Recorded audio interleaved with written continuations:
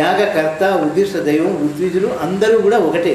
రెండు అనేదే లేకుండా జరిగేటటువంటి పూర్తి అద్వైత స్థితిలో సాగేటటువంటి యాగము ఇదనమాట. అంచేత మామూలుగా మనం సంకల్పించి చేసేటటువంటి ఆ యాగానికైతే ఎంతో అర్ధబలం ఉండాలి, అంగబలం ఉండాలి. అవన్నీ ఉంటే తప్ప ఆ యాగం మనం చెయ్యలేము. ముఖ్యంగా మెడిటేషన్ అంటే సాధన అంటాం, అదే దీనిలో ముఖ్య భూమికని వహిస్తుంది అన్నమాట. సాధన వల్లనే మనం దీన్ని సాధించగలుగుతాం. ఆ మెడిటేషన్ వల్ల మనం సాధించేటటువంటిది ఇదనమాట. దానికోసం మనం ఏం చేయాలి అని చెప్పేసి అంటే, ఇక్కడ మనకు కనిపిస్తున్నది పూజ చేసేవాడు వేరు, చేయించుకునేవాడు వేరు, చెయ్యబడిది వేరు అనేటువంటి కాకుండా చేసేవాడు, చేయించుకునేవాడు, చెయ్యబడిది ఒకటే అనేటువంటి స్థితి మనకి దీనిలో కనిపిస్తున్నది. అంటే ఈ స్థితిని అద్వైత స్థితి లేదా మోక్ష స్థితి అని చెప్పేసి అంటారు. మామూలుగా మనకి ఐశ్వర్యం కావాలి అన్నప్పుడు లక్ష్మీదేవిని ప్రార్థిస్తున్నాం, మంచి జ్ఞానం కావాలి అంటే సరస్వతీదేవిని ప్రార్థిస్తున్నాం, మంచి ఆరోగ్యం కావాలి అన్నప్పుడు దుర్గాదేవిని ప్రార్థిస్తున్నాం. ఈ అద్వైత స్థితి కావాలి అన్నప్పుడు కామాక్షిదేవినే ప్రార్థన చేయాలి అని చెప్పబడుతుంది అన్నమాట. అంచేత ఆ కామాక్షిదేవిని మనం ఆరాధించడం వల్ల అహంకారం పోయి, మమకారం పోయి, పంచేంద్రియ నిగ్రహం పెరిగి, మనోనిగ్రహం పెరిగితే మనకి మనం అర్చన చేస్తున్నటువంటి ఆ కామాక్షికి ఉన్నటువంటి భేదం ఏంటి, ఆ భేదం లేని స్థితి ఏదైతే ఉందో, అభేద స్థితి ఏదైతే ఉందో అదే అద్వైత స్థితి అన్నారు, అదే మోక్ష స్థితి అన్నారు. అటువంటి స్థితిని మనం ఆవిడ యొక్క ఆరాధన వల్లే మనం పొందగలుగుతాము అన్నమాట.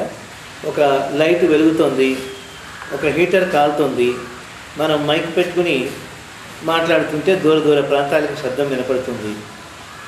ఇవన్నీ కూడా వేరువేరు నామాలతోటి, వేరువేరు రూపాలతోటి ఉన్నాయి. కానీ వీటన్నింటినీ అనుసంధానం చేసే ఒకే ఒక శక్తి ఉంది, దాన్ని మాత్రం మనం విద్యుత్ శక్తి అంటున్నాం. అలాగే ఇక్కడ మనుషులు, మరొక చోట జంతువులు, మరొక చోట పక్షులు, మరొక చోట వృక్షాలు, లతలు, తీగలు, ఇలా ఎన్నెన్నో రకాలైనటువంటి 84,000 కోట్ల జీవరాశులన్నీ ఉన్నాయి. ఈ ప్రాణికోటి అంతని కూడా అనుసంధానం చేస్తుండే ఒకే ఒక శక్తి ఉన్నది, దాన్ని మనం ఆత్మశక్తి అంటున్నాం, అదే పరాశక్తి అంటున్నాం, దాన్నే మనం భగవంతుడు అని ఆరాధిస్తున్నాం. ఇప్పుడు ఆ పరాశక్తి నాలో ఉంది, నీలో ఉంది, యొక్క అందరిలో ఉంది, అన్నింటిలో ఉంది, మన చుట్టూ ఆవరించి ఉంది అని చెప్పేసి మనం అనుకుంటుంటే అది ఉన్నట్టుగా మనకి ఎలా కనిపిస్తోంది, కనపడుతుందా అంటే దానికే మనం ఇక్కడ ఉదాహరణగా ఏం చెప్పుకుంటామంటే, ఒక గోడకి మనం అమ్మవారి పటాన్ని తగిలించి మనం దాన్ని చూస్తూ అలాగ వెనక్కి నడుచుకుంటూ వెళ్తాం. కొంత దూరం వెళ్ళేటప్పటికీ ఆ పటం చిన్నదిగా అయిపోతుంది, మరికొంత దూరం వెనక్కి వెళ్ళేసరికి అది ఒక చుక్క పెట్టినట్టు కనిపిస్తుంది, ఇంకా కొంచెం వెనక్కి వెళ్ళేసరికి గోడ మాత్రమే కనిపిస్తోంది, పటం అక్కడ కనపడటం లేదు.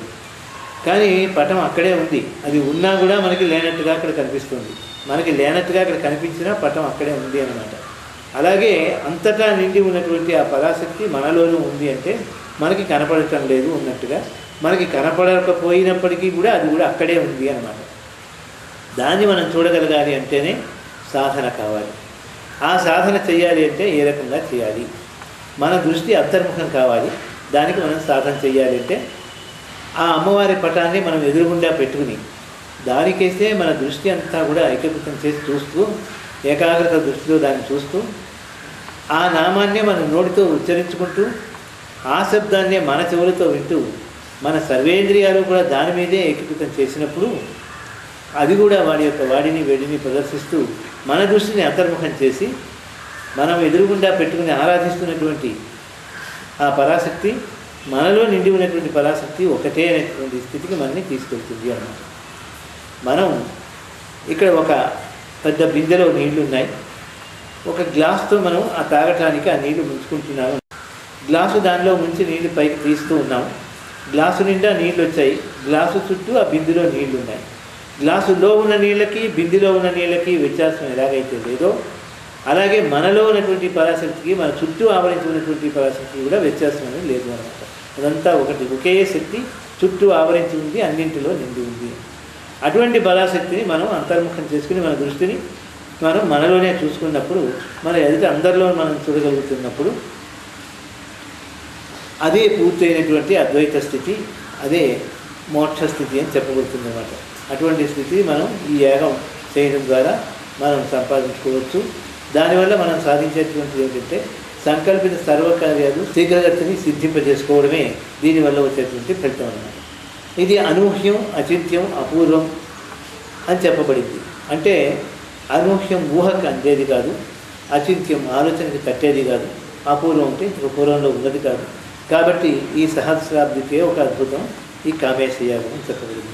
చేత అంతమంది కూడా ఆ కామేశ యాగాన్ని చేసుకొని అమ్మవారి యొక్క అనుగ్రహాన్ని పరిపూర్ణంగా పొంది సంకల్పిత సర్వకార్యాలు శీఘ్రగతిని సిద్ధింపజేసుకుంటూ విజయపథంలో ముందుకు దూసుకుంటూ వెళ్ళాలి అని చెప్పేసి నేను ఆకాంక్షిస్తూ, అందుకు కామాక్షీదేవి మీకు అందరికీ కూడా ఆవిడ యొక్క దివ్యమంగళ శుభాశిస్సులను అందించాలి అని చెప్పేసి నేను కోరుకుంటూ నేను ఈ కార్యక్రమాన్ని ముగిస్తున్నాను. స్వస్తి ప్రజాభ్య పరిపాలయంతాం న్యాయేన మార్గేణ మహిమహీషాః గోబ్రాహ్మణేభ్య శుభమస్తు నిత్యం లోకాః సమస్తాః సుఖినో భవంతు. వీరు కామేశయాగము ఆత్మయజ్ఞం, భగవంతుని తెలుసుకోవడానికి చేరుకోవడానికి మార్గములే మతములు, అనాథ రక్షకి శ్రీ కామాక్షి, శ్రీ కామాక్షి లీలా తరంగిణి అనే గ్రంథాలను రచించి శ్రీ కంచి జగద్గురుల ప్రశంసలు పొందారు. వీరు చేసిన సామాజిక ఆధ్యాత్మిక సేవలకు గాను అమలాపురం రోటరీ సేవా సంస్థ వారు సమాజ సేవా శిరోమణి, బండారులంక అభ్యుదయ కళానికేతన్ వారు అభ్యుదయ శ్రీ, మానవతా స్వచ్ఛంద సేవా సమితి వారు కోనసీమ రత్న, గుళ్లపల్లి ఎడ్యుకేషన్ ట్రస్ట్ వారు దీనబంధు, మద్రాసు తెలుగు అకాడమీ వారు ట్రెండ్ సెట్టర్ ఉగాది పురస్కారం బిరుదులతో సత్కరించారు. సాటి మనిషికి చిన్నపాటి సహాయం చేయడానికి కూడా ఆలోచిస్తున్న ఈ రోజుల్లో తన యావదాస్తిని, తన జీవితం మొత్తాన్ని సమాజ సేవకు అంకితం చేసిన మహామనీషి ఈ కామేశ మహర్షి. దైవం మానుష రూపేణ అన్నట్లు వీరి సేవానిరతి వల్ల అనేక మంది అనాథల జీవితాల్లో వెలుగు నిండింది. ఒక అనాథని అలా వదిలేస్తే వాళ్లు సరైన మార్గదర్శకత్వం లేక నేర ప్రవృత్తికి పాల్పడి అసాంఘిక కార్యక్రమాలకు పూనుకోవడానికి అవకాశం ఉంది. అలా కాకుండా వారిని పెంచి పెద్ద చేసి విద్యాబుద్ధులు నేర్పించి జీవన భృతిని కల్పించడం ద్వారా సమాజానికి ఉపయోగపడేలా చేస్తున్నారు శ్రీ కామేశ మహర్షి గారు. దీనివల్ల సమాజాన్ని కొంతవరకైనా నేరమయం కాకుండా చేస్తున్నారు. శ్రీ కామేశ మహర్షి చేస్తున్న ఈ మంచి పనిలో మనం కూడా మనకు చేతనైన సహాయ సహకారాలు అందిద్దాం.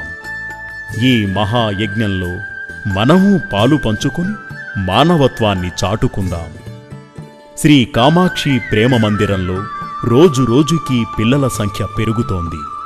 అలాగే పిల్లల అవసరాలు పెరుగుతున్నాయి. వారి అవసరాలకు వెచ్చించే ఖర్చు పెరుగుతోంది. ప్రేమ మందిరం కోసమని ఏర్పాటు చేసిన భవనం చిన్నదై వారి అవసరాలకు ఏమాత్రం సరిపోవడం లేదు. కాబట్టి పక్కన వేరే స్థలం చూసి నూతన భవన నిర్మాణం చేయాల్సిన అవసరం ఎంతైనా ఉంది. వీరి ఆహార, విద్య, వైద్య అవసరాల నిమిత్తం విరాళాలు అందించడం ద్వారా అనాథ పిల్లల భవిష్యత్తుకు మనవంతు సహకారాన్ని అందించిన వారమవుతాం. శ్రీ కామాక్షి పీఠానికి మీరు ఏ విధమైన సహాయ సహకారాలు అందించదలుచుకున్నా ఈ క్రింది అడ్రస్లో సంప్రదించవచ్చు. Shri Kamakshi Devi trust, register number 119/85, Shri Kamakshi Peetham, Krishnarao వీధి, అమలాపురం 533201, తూర్పుగోదావరి జిల్లా, ఆంధ్రప్రదేశ్. Phone number 08856232120.